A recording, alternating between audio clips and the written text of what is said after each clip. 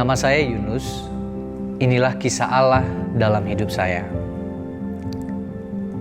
Ada banyak kisah Allah dalam hidup saya yang saya tuangkan dalam satu buku kecil yang berjudul Tuhan Selalu Melek. Dan kisah ini adalah salah satu bagian dari buku kecil itu. Orang yang dibully sudah dibeli. Bullying itu mungkin istilah yang populer di zaman ini, dan ada banyak macam bullying. Ada secara fisik, secara verbal, ada sosial, dan ada cyberbullying. Dan yang saya alami adalah bullying secara verbal. Dan itu hal yang sangat menyakitkan dulunya, bahkan membangun citra yang buruk tentang diri saya.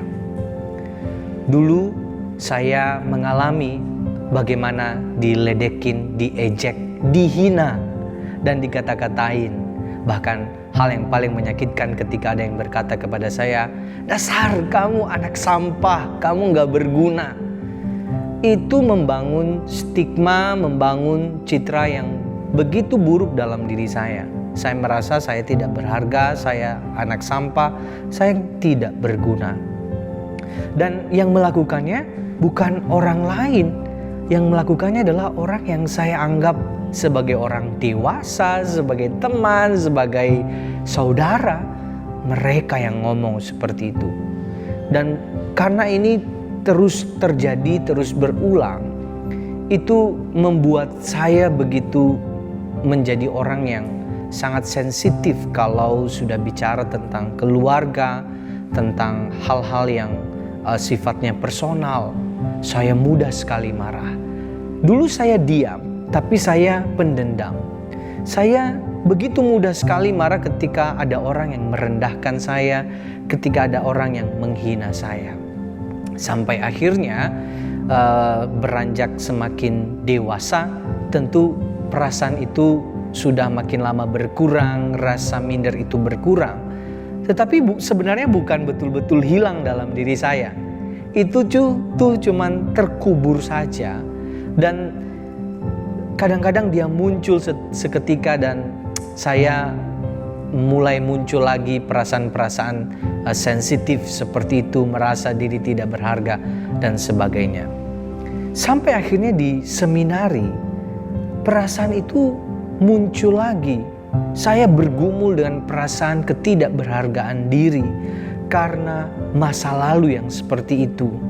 Kata-kata orang, apa yang mereka sebutkan, julukan-julukan itu seringkali muncul dalam pikiran-pikiran saya.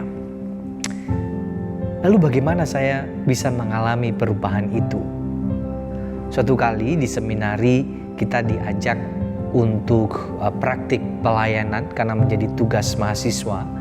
Lalu saya melayani di sebuah gereja dan saya diberi satu kesempatan untuk melayani di sekolah minggu. Itu adalah praktik pertama saya di sebuah gereja dan saya disuruh cerita. Ceritanya itu temanya Aku Berharga.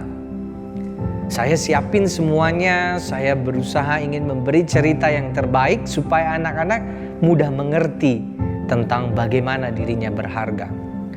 Tetapi di titik saya mempersiapkan firman Tuhan itu, di situ Tuhan berbicara secara langsung kepada saya. Tema tentang Aku Berharga itu adalah sarana yang Tuhan pakai untuk mengatakan, Yunus, kamu berharga. Ketika saya mempersiapkan firman Tuhan, saya sangat tertegur ketika membaca di dalam 1 Korintus pasal 6 ayat 20. Di situ dikatakan, sebab kamu telah dibeli dan harganya telah lunas dibayar. Itu tuh kayak kata-kata menohok di dalam lubuk hati saya. Tuhan ingin bilang begini, Yunus, kamu telah dibeli dan harganya telah lunas dibayar. Dan Tuhan cuma pengen bilang kayak, kamu itu milikku. Kamu berharga karena kamu milikku. Wow, itu adalah pengalaman yang begitu indah sekali ketika Tuhan sendiri berbicara melalui firman-Nya kepada saya. Dan tentu tidak seketika langsung saya berubah secara full, tapi itu titik awalnya dan Tuhan terus berproses demi proses Tuhan mengerjakan pekerjaannya di dalam diri saya. Ketika saya tahu bahwa saya sudah dibeli dan harganya telah lunas dibayar, Tuhan mencerahkan pemikiran saya bahwa orang yang dulunya dibully itu sekarang sudah dibeli sama Tuhan. Orang yang dibully itu adalah miliknya Tuhan. Dan kalau saya sudah dimiliki oleh pencipta, wow, itu saya sangat spesial sekali. Saya berharga sekali di mata Tuhan berarti.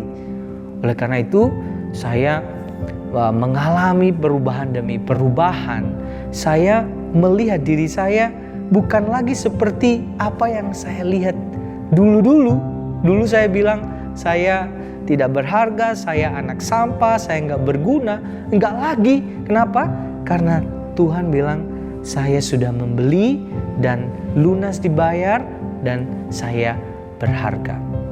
Sampai di titik itu, pemikiran saya berubah bahwa keberhargaan diri saya bukan lagi ditentukan apa yang orang lain katakan tentang saya, tapi apa yang Tuhan katakan tentang saya. Keberhargaan diri saya tidak ditentukan dengan apa yang saya lakukan, tapi apa yang sudah Yesus lakukan dalam hidup saya. Keberhargaan diri saya tidak ditentukan oleh apa yang saya miliki, tapi siapa yang memiliki saya. Keberhargaan diri itu kemudian membangun sebuah pemahaman yang berbeda tentang orang lain. Saya menjadi lebih mudah untuk melepaskan pengampunan kepada satu demi satu orang-orang yang pernah menyakiti saya, melukai saya dengan kata-kata mereka. Sekarang saya sudah mengalami banyak perubahan. Saya bukan lagi orang yang suka mendendam. Saya diberikan hati yang penuh kasih dan hati yang terus memberikan pengampunan. Sampai di sini saya melihat bagaimana Tuhan bekerja di dalam hidup saya melalui firman-Nya, melalui pengalaman-pengalaman bersama dengan orang-orang di sekitar saya. Ini kisah Allah dalam hidup saya. Bagaimana dengan kisah Allah di dalam hidup saudara?